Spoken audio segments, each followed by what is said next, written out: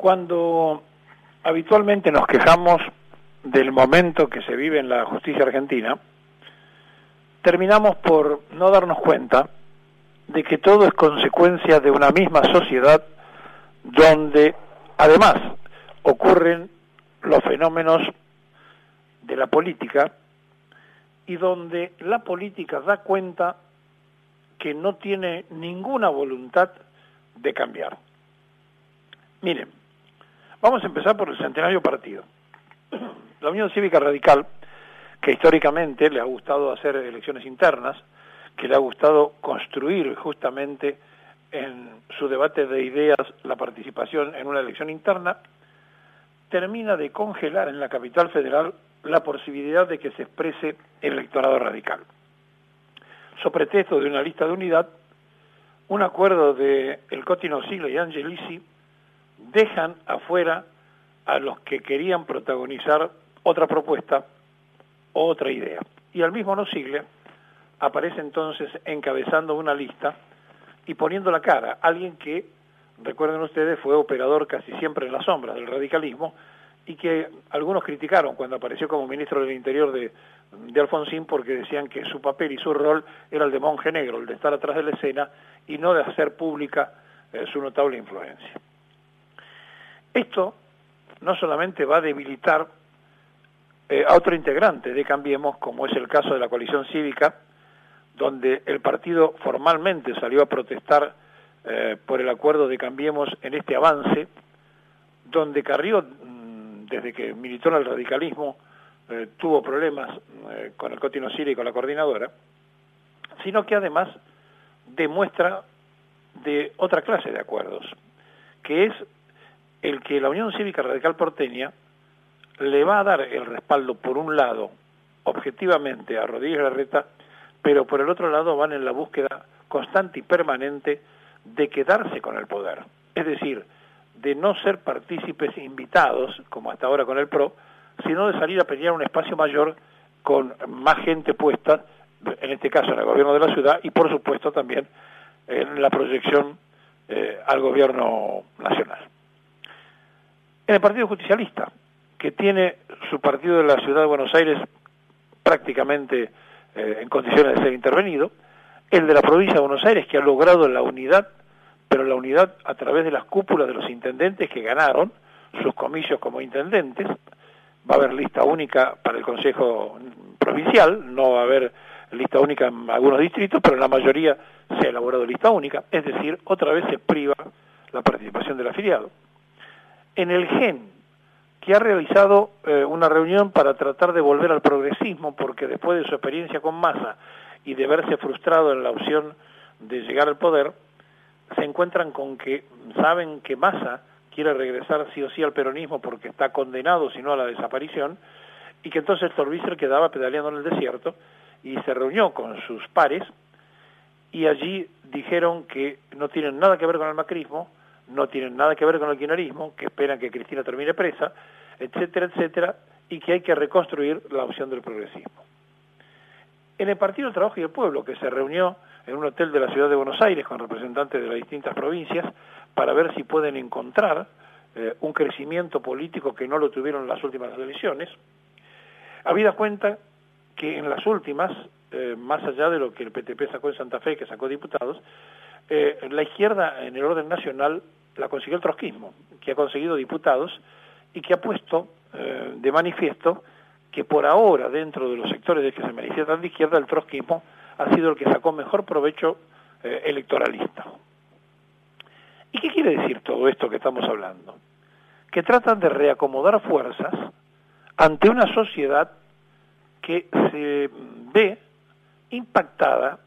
por la aparición en la política de la sociocracia, es decir, de los gerentes de empresas que antes financiaban a los políticos y que ahora directamente han decidido tomar el mando. Hace muchos años, Franco Macri financió una apuesta muy importante dentro del peronismo, que fue Convocatoria Peronista, con Carlos Grosso a la cabeza. El día que Convocatoria Peronista se presentó en el Estadio Luna Park, había micros que habían llevado militantes que llegaban desde el Estadio Luna Park a la Facultad de Derecho. Dense en cuenta ustedes la enorme cantidad de micros que se habían movilizado, por supuesto con la plata de Franco Macri. Y ese día, el preliminar al cierre de la campaña de Grosso la hizo Carlos Menem. Pasaron muchos años, y cuando todavía el intendente lo elegía el presidente de la República, y volvieron al mismo escenario del Luna Park, Menem le dijo a Grosso, bueno, ahora es al revés, habla primero vos, que el que cierro soy yo, y veremos si te hago o no intendente de la ciudad. Cuando Menem había querido cerrar, Grosso en aquella oportunidad le había dicho, yo hice el esfuerzo, yo puse la logística, este es mi acto, vos venís a participar. En esa convocatoria peronista, o de esa convocatoria peronista, salieron un montón de cuadros dirigentes, sobre todo de la Renovación, que participaron con Cafiero y que estuvieron después dispersos dentro del peronismo. Había arrancado con una muy buena financiación. Pasaron los años, Franco Macri, hizo negocios con los chinos,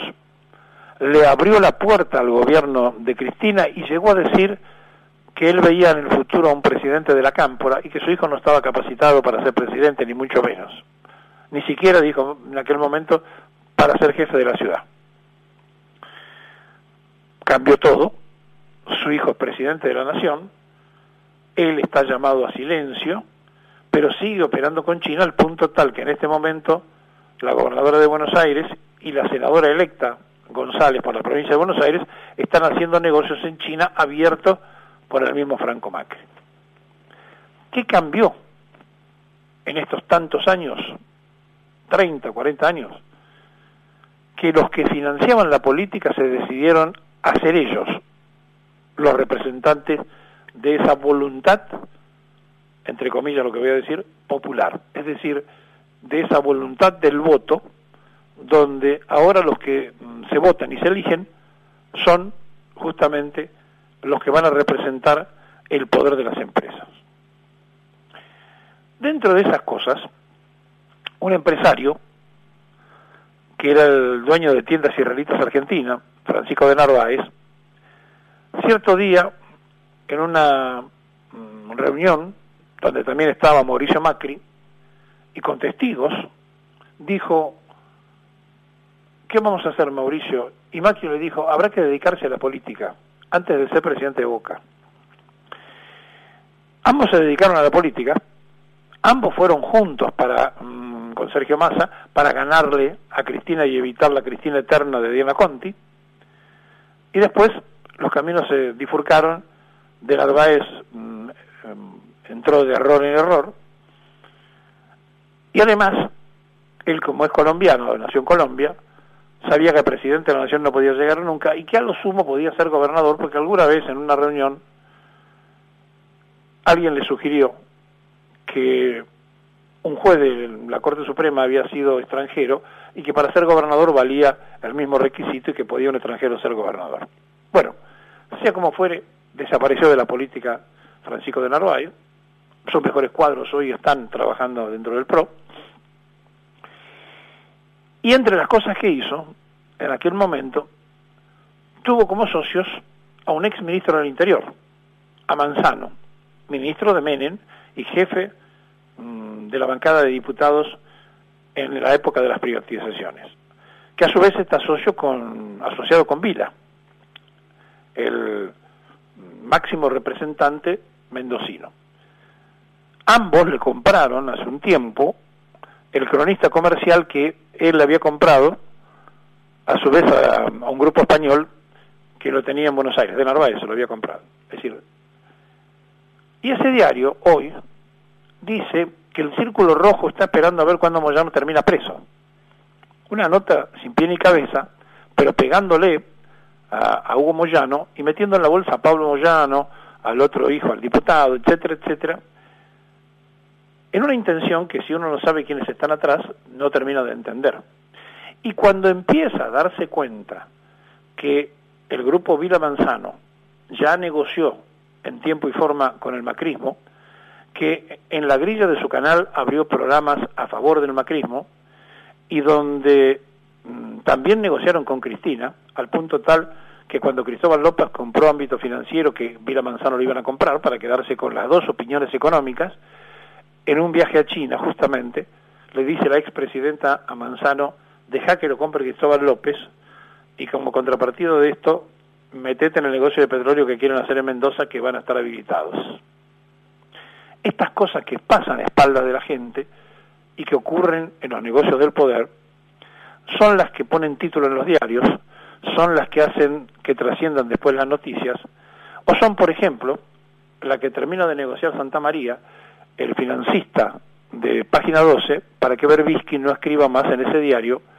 porque también a él lo tienen con una carpeta, recordemos que es presidente del PJ de la capital, bastante complicado y apretado, y entre otras cosas que ha negociado, negoció justamente esto que estamos hablando, que Berbisky no escriba más para que no ponga más nervioso al gobierno. Y no va a escribir más en Página 12 el perro Berbisky. Pero también hay que saber que pasan otras cosas, como que en Crónica echaron a Riverito, y que además Crónica no mandó a cubrir lo que estaba pasando con los trabajadores a cuadras de donde ellos tienen la posibilidad de hacerlo, porque también están tratando de ver los Olmos, los hermanos Olmos, cómo se alinean en el nuevo tiempo. Ellos, que recibieron todos los favores del kirchnerismo, quieren barajar y dar de nuevo. También se va a ir Santos Biasati, después de muchos años de conducir el noticiero, porque ya es una cara que hay que renovar. Y yo recuerdo que en Gaspar Campos, cosa increíble, el único que era peronista de los que estaban acreditados era justamente él. Porque el otro acreditado, Papaleo, venía de una formación anarquista, el otro era Rousselot, que venía de una formación radical, y entonces Santos Biasati era el que representaba al peronismo, allí en ese tiempo y en ese momento, y el otro era Conti, que era político. Los otros tres fueron funcionarios de gobiernos peronistas, Biasati no. Bueno, no va a ser más la cara del noticiero. El Grupo Clarín dice que ya está viejo, así como le dijeron que estaba viejo Riverito en Crónica. Por lo tanto, estas cosas no pasan porque sí. Pasan cuando también hay que cambiar tendencias, cuando también hay que cambiar la forma de decir las cosas, cuando también hay que cambiar la orientación. Entonces, es mentira que existe la libertad de prensa, sino que lo que existe es libertad de empresa, y es mentira que la información es subjetiva, porque el ser humano es subjetivo. Y en esta subjetividad de las cosas, cada uno de nosotros es influenciado por cualquiera de estas cosas sin darse cuenta quiénes son los que están atrás. Por eso, el mundo tiene titiriteros, el mundo tiene quien mueve los violines, y después quienes se mueven al compás de esos hilos. Los títulos de los diarios pueden llegar a poner o sacar presidentes en un país, pero también los títulos de los diarios pueden producir corridas bancarias, la caída de algún líder o la destrucción de algún empresario. Por eso, los mismos empresarios periodísticos hacen otros negocios, aunque pierdan plata con los medios de difusión. Usan los medios de difusión para hacer aprietes que le den lucro a otros negocios que ponen en funcionamiento. Y cuando Macri se dio cuenta de que le estaba dando demasiado a Clarín, y que le pasó lo mismo que le ocurrió en el matrimonio Kirchner, que almorzaban y cenaban con Mañeto en la residencia de Olivo,